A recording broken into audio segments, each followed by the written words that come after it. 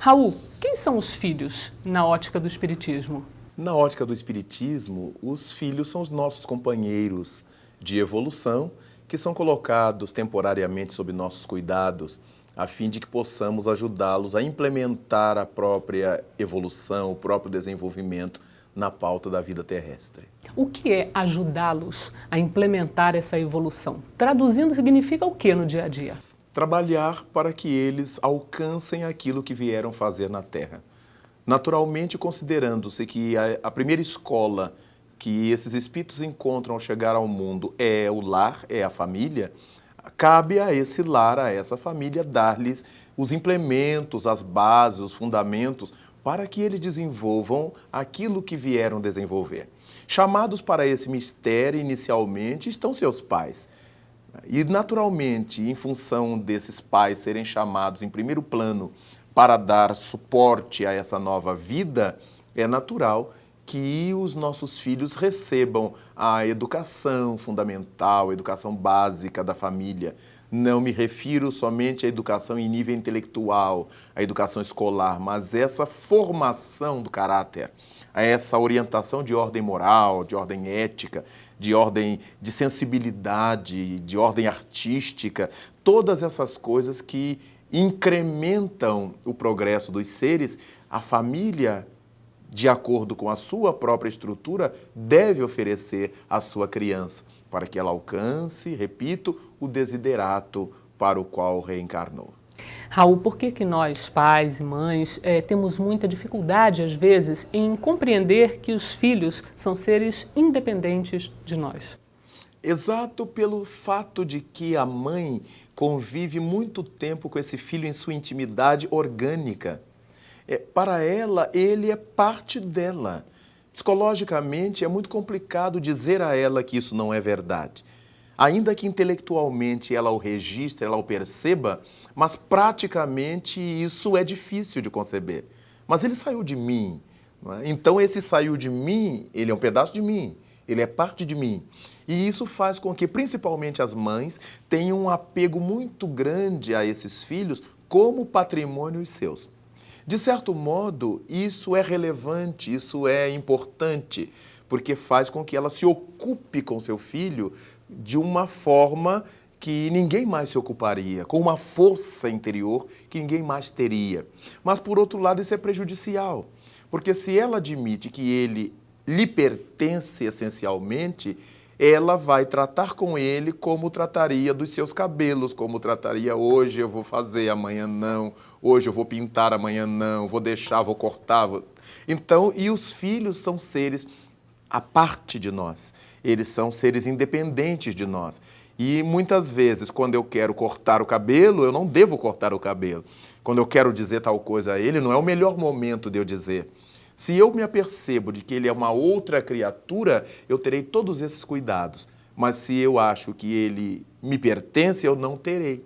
Então, comumente vem dos pais, e principalmente das mães, essa falta de psicologia no lidar com os filhos.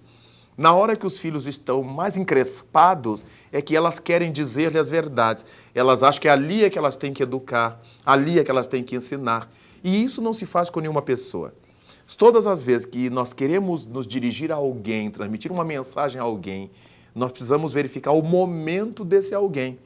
E essa intimidade de mães e filhos impede muitas vezes que as mães respeitem esse momento dos filhos.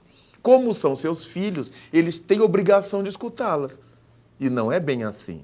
Porque muitas vezes nós afastamos o indivíduo de nós, o indivíduo filho, exatamente no momento em que ele começava a se aproximar de nós. Mas pela nossa intemperança, pelo nosso arroubo, isso vai causando problemas nessa relação. Raul, no plano espiritual, por que meus filhos são meus filhos? Por que eles vieram como meus filhos? E aí independe de ser filho biológico, não é? Por que eles estão ali como meus filhos? Há um planejamento para isso? Existe sempre um planejamento da divindade. Não é um planejamento fatalista, é um planejamento de oportunidade, de utilidade. Muitas vezes nós desenvolveremos determinados trabalhos na Terra bem melhor se tivermos ao nosso lado, como esposo ou como esposa, tal ou qual tipo de espírito. Outras vezes desenvolveremos melhor nosso trabalho se, juntamente com fulano ou beltrana como esposo ou esposa, eu tenha cicrano como filho. Então a divindade sempre está procurando verificar quais os materiais didáticos, os recursos didáticos melhores para que eu desempenhe a minha tarefa no mundo. Ao lado disso, o que os espíritos do bem, nossos prepostos, aqueles que interferem na nossa vinda, que preparam nossa vinda à Terra, o que eles costumam pensar? Que muitas vezes, ao lado desses indivíduos que serão úteis ao nosso progresso, está a questão dos relacionamentos nossos do passado com esses ou com outros espíritos. Então, se determinada situação é necessária para mim, eu preciso vivenciar tais experiências, que tal vivê-las junto com alguém que me levou a cometer aqueles equívocos que me trazem complicações hoje? Por que razão eu não viver essa experiência junto de alguém que me possa ajudar a enfrentar os problemas que no passado me ajudou a criar? De modo que, se hoje uma mãe, por exemplo, leva um filho a ser vaidoso, a ser presunçoso, a ser o dono da verdade, o melhor do mundo, e esse filho se dá mal exatamente por isso, é natural que num futuro ela venha como a mãe desse menino frustrado, cheio de complexo de culpa, não sei de quê, para que ela o ajude a sair daquela situação em que ela o ajudou a entrar. Então, a reencarnação na família tem esses objetivos, de fazer com que nós estejamos juntos àqueles que nos ajudem a superar as nossas próprias dificuldades. E, por contingência, nós também os possamos ajudar a superar as suas. Daí, grande número das vezes, aqueles que se situam na Terra como pais e filhos, como mães e filhos, sejam espíritos que tiveram algum tipo de vínculo no passado. Embora isso não seja absoluto. Pode ser que o filho de agora nunca tenha convivido com a gente no passado, mas seja aquele espírito que carrega toda a envergadura que a gente precisa ter ao nosso lado hoje, positiva ou negativa. Muitas vezes aquele esposo complicado de agora, aquela esposa complicada de agora, não viveram com a gente obrigatoriamente no passado. Mas nós criamos débitos de tal ordem, de tal monta, que precisamos conviver com criaturas com esse tipo de caráter, com esse tipo de temperamento. Já que aqueles outros aos quais agredimos, aos quais ofendemos, já nos perdoaram, já se libertaram de nós. Mas nós fomos perdoados por eles, mas não limpos pela própria consciência. Então, nós precisamos desse sim da própria consciência. Então, é por essa razão que os filhos são sempre vínculos dos seus pais, mas nem sempre vínculos porque tenham convivido no passado. Vínculos porque carregam os mesmos tipos de débitos ou de virtudes, de ganhos morais que a gente precisa ter junto de nós. Raul, o que são famílias espirituais? O que é exatamente isso? As famílias espirituais correspondem àqueles grupos de espíritos que têm grande afinidade entre obrigatoriamente a família corporal nossa corresponde a essa família espiritual. Mas a nossa família espiritual é a que mais nos alimenta. Muitas vezes a família corporal ela nos disseca, ela nos consome. Não é? São espíritos com os quais nós temos comprometimentos e nos levam a essas dificuldades, as provações, as expiações. Mas a família espiritual, ela sempre nos alimenta. Se reúnem grupos de pessoas boas, e que gostam das coisas positivas, elas se alimentam nisto. Se reúne um grupo de malfeitores, de delinquentes que gostam daquilo que fazem, eles se alimentam nisso também. De modo que nós encontramos famílias espirituais de diversos níveis e hierarquias, mas são sempre espíritos que têm entre si grandes afinidades. E voltando então a falar dessa família tradicional que nós conhecemos, alguns pais, Raul, têm um amor, a maioria deles, né, incomensurável, imenso pelos filhos, quase desmedido. Isso é bom? Pode ser ruim? Olha, o amor, ele nunca pode ser ou deve ser desproporcional, porque ele já deixa de ser amor. O amor é o símbolo do equilíbrio. Tudo que é amor é equilibrado. Quando nós verificamos um amor assim, desses ao qual você se refere, já é apego, desejo de posse. O amor sempre é uma virtude que solta, que liberta, que compreende, que confia. Mas quando você tem essa coisa exacerbada, você quer deter, prender, cuidar só você e ter um certo regime absolutista sobre o objeto desse amor.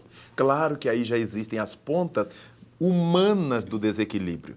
O amor propriamente não é assim. Tudo que exorbita foge do amor. Quando nós dizemos do amor de Deus sobre nós dizemos que Deus é o amor perfeito.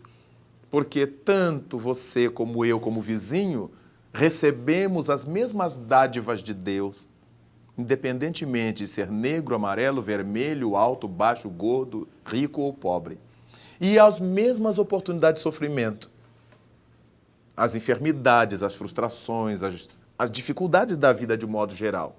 Então, essa proposta equânime do Criador, essa justiça perfeita do Criador para com seus filhos, fala de um amor que é igualmente perfeito. Raul, como é que o Espiritismo entende, por exemplo, o fato de alguns filhos serem ingratos? O agradecimento, essa compreensão e esse sentimento de gratidão não podem ser impostos, porque senão vira uma obrigação.